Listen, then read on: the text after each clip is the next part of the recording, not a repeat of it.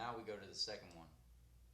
With the second one, we're going to use a preset. Fine, presets, right? Make things easier.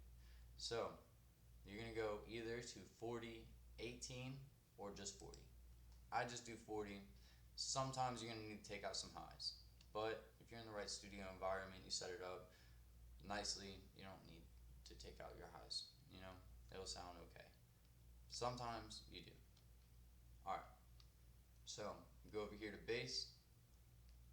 I'm just going to automatically take it down to around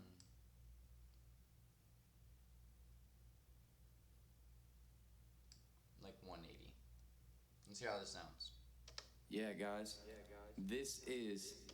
So you can see this is the bass, right? This is the low end of the Yeah, bass. guys. This. Some automatically got cut off. I already knew that was going to get cut off. I know my studio. If you know your environment, you know your studio, you know what bass needs to be taken out automatically. Take it out automatically, man. You know your studio, you know your environment more than anybody else. Yeah, guys. This is my audio with the Phantom Power on. Da da da da da da. Alright, so I just took out just a little bit more bass and kind of made it just a little bit more mellow, a little more high. High end, think about that. If you want something to sound high end, what do you want? You don't want it to be bass end, right? They're being literal. People tend to like higher end frequencies more than lower end frequencies.